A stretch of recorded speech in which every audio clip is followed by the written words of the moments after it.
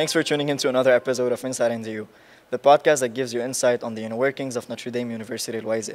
Time and again, healthcare professionals have always proven to be the cornerstone of our society, in times of prosperity as well as in times of great need. Steadfast and robust under pressure, these professionals are always dedicated and passionate, while simultaneously upholding the ethical code of medical practice. Today's guest is the Dean of the Faculty of Nursing and Health Sciences, Dr. Jessy El Hayek. She's here with us today to tell us all about the ways that the FNHS acclimates its students to the standard of the healthcare industry. Dr. El Hayek, welcome to our show and thanks for being with us today. Thank you for having me. It's an honor. Let us start by some historical questions. How long have you been appointed Dean of the Faculty? Since fall 2021. So recently? Yeah. And what do you think is your proudest accomplishment so far? Well, if I want to think about the time where I got my position, just coming to the office was an achievement at that time, because in the mid of COVID pandemic, in the mid of the financial crisis, the transportation crisis, just coming to the office was a major achievement at that time. However, we came far along since that time. And I think the main achievement would be the retention of faculty members and the human capital, because a faculty is not a one-man show. It requires a lot of efforts and a team, a whole team working together, and you need to do some kind of orchestration of all the efforts that they are doing. So together as a team, I would say we have achieved a lot. At the academic level, actually, all our programs are currently seeking accreditation.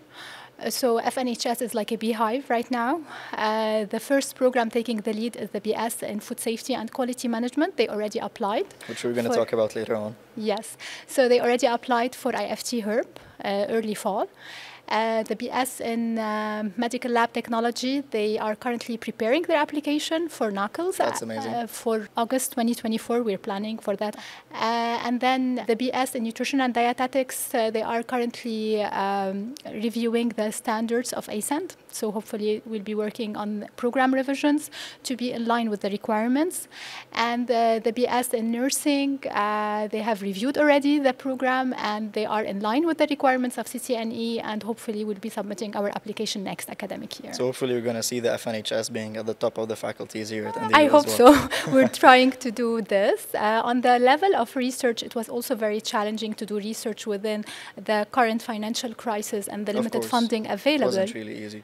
Indeed. So we tried to overcome this problem by building a new international collaboration, and with our partners we were able to publish around 12 to 13 publications, knowing the size of the faculty, because the faculty is really a small faculty. We have around 11 faculty members. So, and those publications were published in Q1 journals. 70% of them were published in Q1, and 60% were published in collaboration with students. That's amazing. What do you think are the most eminent challenges and opportunities for the healthcare education? And how do you think that the Faculty of Nursing and Health Sciences, they go through these challenges? Well, I think healthcare education is very challenged right now, locally and internationally.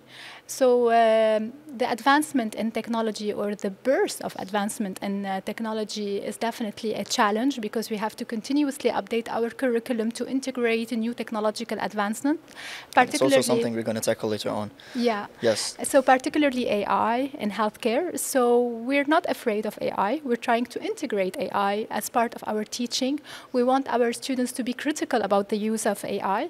So we are continuously working on changing our teaching methods in class and in training settings even, to accommodate AI and to assist our students to use it wisely. In addition to the technological advancement, I would say we have a continuous shortage in healthcare staff, also whether locally or internationally. So finding faculty members and finding even the preceptors in the hospitals is always a challenge. So recruitment is taking a huge portion of our work. It's a long process. Indeed, because we are very selective in the faculty members, because we believe it's not only about the technical skills, it's also about the high ethical standards that you want them to perform in front of our students, because also ethics is a huge portion of our mission. So in addition to this, limited clinical settings. So with the crisis in Lebanon, hospitals are shutting down.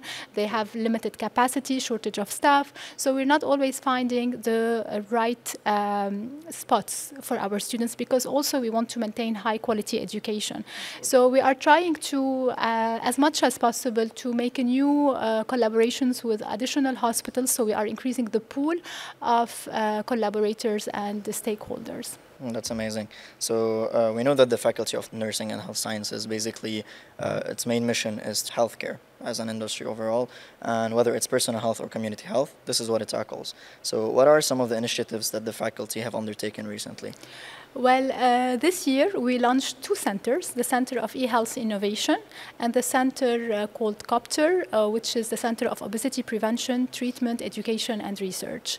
So I will start with the CEHI, which is a center that is co-funded by Erasmus Plus program, coordinated across around 20 universities around the world, and the leading partner is Linnaeus University in Sweden. This center actually will work at different tracks. In one way, it's helping us to keep up with all the technological advancement, and how we will be integrating these technologies to advance education, to advance research, and even to advance the community of healthcare providers in their skills in e-health and eventually in AI. So in terms of COPTER, COPTER has a wider umbrella of functions. So we will be starting with offering consultations to the NDU community. I don't know if you are familiar, but you know that the leading causes of death are usually chronic conditions. Yes. So chronic conditions like cardiovascular disease, diabetes, hypertension, hyperlipidemia, all of these, they have an underlying reason, which is obesity. And obesity is on the rise worldwide, and now it's even more concerning, especially following COVID and the lockdowns and the unhealthy practices we gained during COVID. So in Lebanon, around 60–70% of the population is overweight or obese. In NDU, we have like similar ranges. In students, it's a little bit less, like around 40% of our students are overweight or obese, and 60% of our staff and faculty members are overweight and obese. So the problem initially is internal, and also definitely in the community, it's a concern. So we'll be providing consultations through a multidisciplinary approach. So we have a team of professionals who will be following up with the patients. In addition to consultations, we will be using most of the data for research purposes. So we are trying to leverage our resources in this time of crisis. At the same time while giving exactly. Consultation. And then we will be providing education to the community locally and eventually to the external community. We'll be collaborating with external stakeholders like hospitals, NGOs, or even governmental agencies. And definitely we'll be working a little bit on policy change and advocacy. That's amazing. Now, the students in the BS in nursing, we all know that the record is amazing at the colloquium with 100% success rate. Can you point what is about the program that sets up these students or to the great success that they achieve? Well, we are so proud of our nursing students, and allow me to open a small bracket to say that in all our majors, actually, we have 100% success rate for nutrition and for medical lab too. But what are the main strengths of the program of nursing is that we have a solid curriculum. And as I said, it's comparable to programs that are offered in the US, even though we still don't have the accreditation, but our program is in line with the requirements for accreditation. So our program is really very solid. It involves a series of courses that are very theoretical and a lot of practical courses. And we offer opportunities for our students to do trainings on campus. And now with COPTER and the CEHI, they will be also having further opportunities for more hands-on experiences on campus before going to the hospital setting. So in the second year, usually summer of the first year, students start their internships.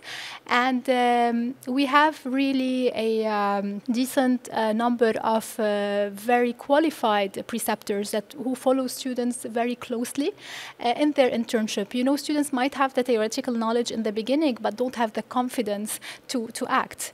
So the preceptors usually shadow every single student in the beginning of the training. And then with time, the preceptor will retract, offering more opportunities for students to take initiatives and to act. So preceptors are playing a very important role and a major role in the training of our students. As I said earlier, not only in terms of technical skills, but also displaying the highest level of ethical standards.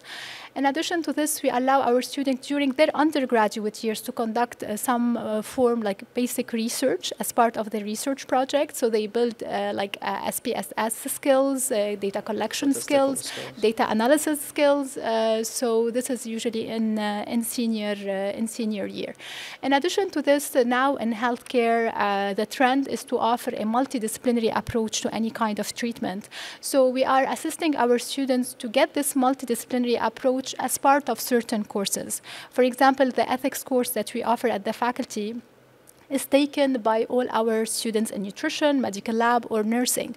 So this will allow students from different majors to work together and to try to solve case studies or dilemmas, let's say ethical dilemmas, together. Like what's the perspective of the nurse, what's the perspective of the nutritionist, etc. So I think interprofessional training at the university is also assisting them to be ready to the marketplace. Well, I wish I would have known about this sooner. I would have definitely changed majors. But apparently the faculty recently revitalized the BS in health communications.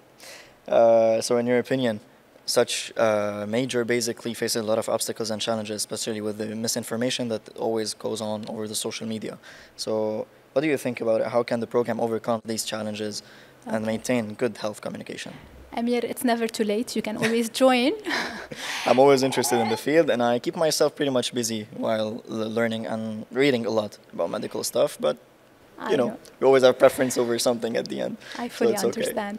In terms of health communication, there's a major challenge that maybe our public is not maybe very ready for the major, because everyone feels like they are entitled to talk about health. Of course. Whether you are someone who's a healthcare professional who has the background and the knowledge to talk about health, or whether it's the neighbor or the family member. The simple friend. Exactly. So, and even for people who can talk about health, who have the background in health, if I want to talk about doctors or nutritionists or nurses, they have the knowledge. But what they lack is the right communication skills and how to communicate the message in a way that's convincing to the public. Because sometimes you want to convince people to make a certain behavior change. Of course. So even if you have all the science behind it and the evidence behind it, you might not be able to do the convincing part. So on the other hand, we have journalists or reporters or communication art specialists who have the communication skills but lack the background in health. So the major comes here to bridge this gap. So the major is offered by the Faculty of Nursing and Health Sciences. However, it's a major that is multidisciplinary, where students are supposed to take other courses in the Faculty of Humanities, particularly in communication arts. So the major actually is founded on certain courses from the Faculty of Health and certain courses from the Faculty of Humanities. So the graduate actually will have a solid foundation in science. So whenever he reads a scientific article, he knows what's going on, and he will be able to transfer this scientific jargon to lay public information. So sometimes healthcare professionals do talk as if the public is very aware about the topic, the health topic, which is not necessarily true. There's a lot of terminologies that they're not aware about, that they have no idea. Yeah. So this is how the health communication major will try to find a common ground across the health part and the communication part. Yes, that's an amazing major. So we all know that technology is constantly evolving and always improving. So how do you think the BS in medical laboratory technology keeps up with these constant changes? Actually, as I said before in the beginning, as part of accreditation, we are continuously revising our programs. And as part of those revisions, we are including additional techniques or technologies being used in the marketplace. In addition to this, we are equipping our lab on continuous basis with new equipment to give the students the opportunity to practice on campus. In addition, whenever they go to internship sites, so many sites actually are equipped with the most advanced technologies.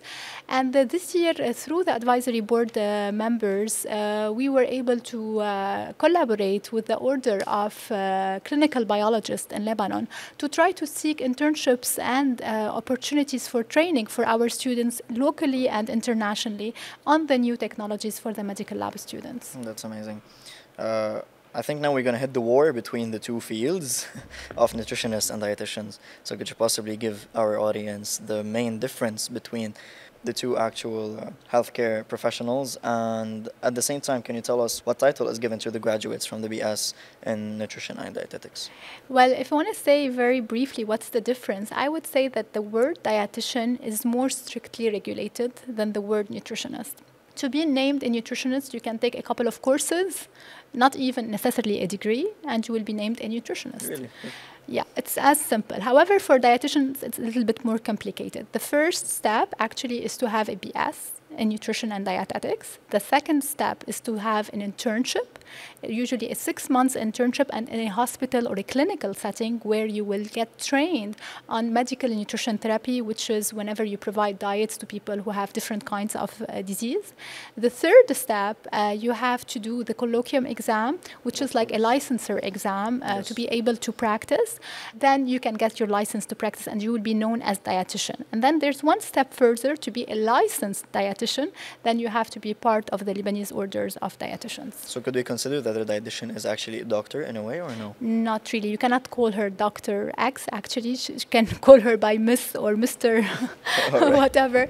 No, it's not a doctor unless they hold a PhD degree. They continue their graduate studies and hold a PhD degree. All right. How would a minor in food safety and quality management align with students' pedagogical goals? Well, you know, nowadays minors are becoming very, very popular, and for many reasons. One of them is sometimes the complementarity of the minor with the major. For example, we have a lot of students who are enrolled in nutrition and they are interested in a minor in food safety because this can increase their options in terms of employment once they graduate. Having like a nudge in food safety could be really very important. It's a plus. Exactly. And you have the students, for instance, who are in hospitality. They find also the major interesting, but they don't want to invest too much time into it. So even if they cannot practice in either fields, it's still good to have the knowledge. Exactly. And it will help them for so maintaining the food safe while they're producing food is definitely very important. In addition to this, as I was talking earlier about multidisciplinarity, so now we want everybody to be aware of everything else. And you have sometimes students who are curious. They are interested in this major, they didn't pursue it, and they start with a minor and then do a second major after graduation. So these are why they might be joining a minor. Now, how do the master's degrees differ from the BS? Well, I would like to think about the BS as if you are trying to construct a building and you are laying the foundation. On the other hand, the master's, I see it where you build new heights. So you can go taller and taller in the building. So in the BS, you are more given the opportunity to learn. And even though we conduct some active learning in the BS, but in the MS, you are contributing to the body of knowledge, and the students get more focused, get a specialty sometimes. Once they do their masters, they get specialized in a specific maybe techniques or specific population sometimes. And then you have the other part where it will allow you to go further in your ladder of employment in addition to the financial return. So overall, you do advise students to pursue their graduate studies? Definitely, definitely. I think being at the master's level also built a lot of skills that we didn't talk about, maybe research skills, even communication skills. There's a lot of projects and presentations. Especially in the health industry. Overall, there's plenty of majors where it's fine, you can go on with just a license. Yes. You don't need a master's degree for it. How does the BS in food safety and quality management prepare the graduates for their market? Well, the program highlights very important skills for students, particularly critical thinking, problem-solving skills. Our program has a flavor or an edge, actually, particularly in regard to product development and entrepreneurship. So we try to build our students to be creative, innovative. Gain at some point some business skills. Exactly. They do take a few courses in the faculty of business. Even their ethics course, they take it in the faculty of business. So, so we try to also offer our students an opportunity to network with industries, with food production facilities, with certain NGOs. This will allow the student to network with potential employers. And many times, actually, we are receiving very positive feedback from the internship placements opportunities for our students. That's good. How does sustainability factor in the discourse regarding food safety and quality management? Well, sustainability factors in every aspect of food safety and quality management. Whenever we talk about food safety and quality management, we talk about a continuum from farm to fork. So whenever we talk about food production to when the food is at the consumer level. So if we want to talk about production of food, you cannot talk about the production of food without addressing sustainability. What kind of agricultural practices you are using to produce this particular food? What kind of impact you're having from producing this particular food? Moving on to food processing. What's the environmental impact of processing this particular food? The packaging even, the transportation, the distribution. And then whenever we talk about consumer behavior, once the consumer have the food, how are they using it responsibly in sustainable practices? So what's the amount of food being wasted or food being lost, how they are preserving those foods? So sustainability actually factor in every aspect throughout this continuum. So the majors at the FNHS, they emphasize over theory and practical practice overall. So what are some of the faculty activities that provide students with more hands-on experience? Well, all our programs involve a combination of theoretical and practical courses. As of year one, all our students go to internships. Besides the fact that they have hands-on experiences as part of our lab work. So we have a very developed and state-of-the-art lab for the nursing. We do have biology. We use the FNAS labs also. We have also a lab for medical lab students. So we have a lot of lab facilities that they can use. In addition to this, we do a lot of service learning. So our students go to the community to learn, at the same time to fill in a gap in the community. In addition, whenever we are working with students, we offer them the opportunity to do like a mock patient exam. So they take people from the campus and they provide them sometimes consultations or advice. So we don't skip any opportunity that allows our students to be active and to learn and to have hands-on experiences. That's amazing. Well, thank you, Dr. El Hayek, for being with us on the show and for this inspiring and informative conversation that we had. Thank you so much. Thank you for letting me talk about something that I love doing. We hope that this episode answers some of the questions you have regarding the Faculty of Nursing and Health Sciences. And of course, if you're willing to know more, don't hesitate to check out the links in the description down below, and also to follow us on our social media platform and subscribe to our channel for our latest updates. In addition, it was a great honor and pleasure to be your host for this current project, and I hope you will always keep on watching Inside NZU podcast.